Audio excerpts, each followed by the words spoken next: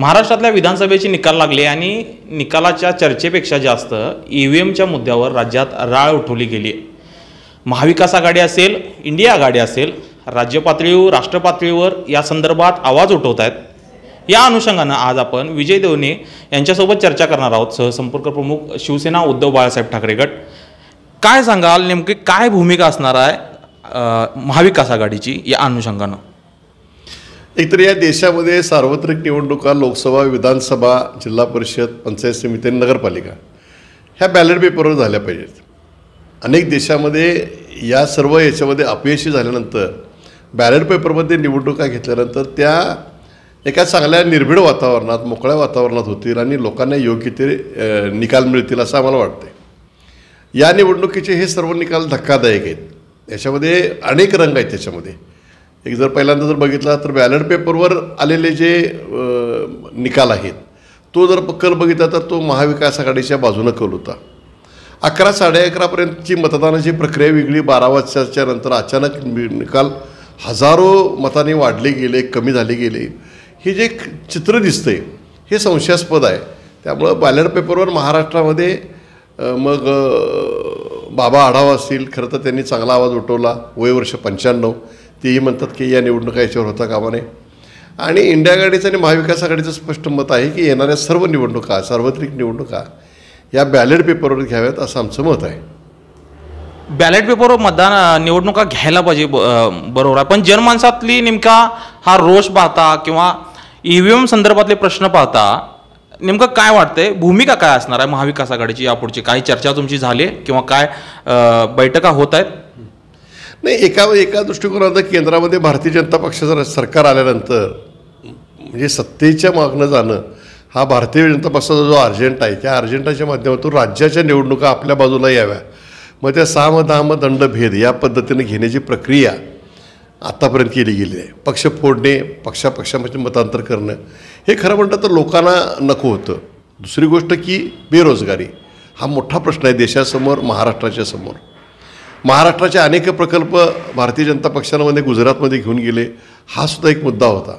आणि सगळ्यात जर महत्त्वाचं जर या निवडणुकीमध्ये आम्हाला जर बघायला जर मिळालं तर लोकांना या निवडणुकीमध्ये असं दाखवून द्यायचं होतं की आम्ही याच्या विरुद्ध आहोत। पण आज जर बघितलं तर केंद्रामध्ये भारतीय जनता पक्ष सरकार, राज्यामध्ये भारतीय जनता पक्ष सरकार, आणि आजपर्यंत न्यायव्यवस्था ही स्वतंत्र होती आणि निवडणूक आयोग याला स्वायत्तता आहे। म्हणजे तसा निवडणूक आयोगावर कोणतेही सरकार कंट्रोल करू शकत नाही आहे। त्याच्यामध्ये या देशाचे राष्ट्रपती हस्तक्षेप करू शकतात। पण त्या न्यायव्यवस्थेमध्ये सुद्धा आज न्याय मिळत नाही आहे। शिवसेना पक्ष फोडला, राष्ट्रवादी काँग्रेस, शरद पवार साहेबांचा पक्ष फोडला, पण याचा निवडणुका 2 वर्ष झालं सत्ता घेतली, बळकावली गेली आणि सत्तेचा निकाल शेवटपर्यंत दिला नाही। ते न्यायाधीश निवृत्त झाले, पण निकाल काय मिळाला नाही। म्हणजे न्यायव्यवस्थेमध्ये लोकांना रेंगाळत ठेवायचं, यामुळं एका दृष्टिकोनातून हा देश हुकुमशाहीच्या वाटचाल करतोय, अध्यक्षीय राजवटीकडे वाटचाल करतोय आणि हे भारताच्या लोकशाहीला घातक आहे, संविधानाला घातक आहे। महाविकास आघाडीच्या कोल्हापुरातील 5 उमेदवारांनी पुन्हा मतमोजणीसाठीचा अर्ज केला आहे। त्या अनुषंगाने नेमकं काय भूमिका असणार किंवा काय वाटते तुम्हाला, यात त्यांना काय यश येईल? नाही, यश येणं पण लढाई ही तर राजकारणामध्ये, युद्धामध्ये लढाई करावी लागते। या लढाईमध्ये आमच्या महाविकास आघाडीच्या ज्या 5 लोकांनी महाराष्ट्रामध्ये त्याच्यामध्ये फेरमतमोजणी मागितलेली आहे, ज्या पद्धतीने जी प्रक्रिया आहे ती व्हावी अशी त्यांची मागणी आहे। पण इथंच नाही आहे, महाराष्ट्रातल्या अनेक लोकांनी याच्याबद्दल मागणी केली आहे। त्याला यश मिळेल का न मिळेल हा भाग वेगळा आहे, पण त्याने तो प्रयत्न केला पाहिजे। सुदैवानं समजा काही जागेला काही अधिकारी असे सुद्धा असतात की त्यांचं भारत देशावर खूप प्रेम असतं, ती राष्ट्रभक्तीने, राष्ट्रप्रेमाने वेढलेले असतात।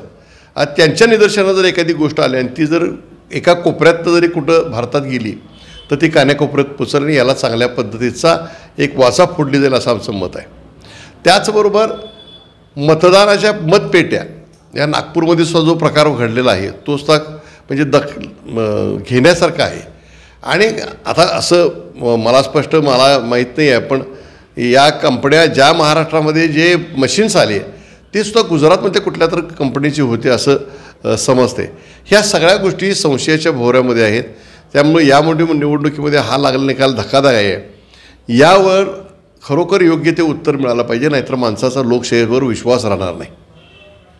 ईव्हीएम संदर्भात आता राष्ट्रीय पातळीवर आवाज उठवला जातोय, तर जनमानसातले भावना पाहता कोल्हापुरातही आंदोलनाचा काय निर्णय आहे किंवा चर्चा सुरू आहेत किंवा होणार आहे अशा संदर्भात काय सांगाल?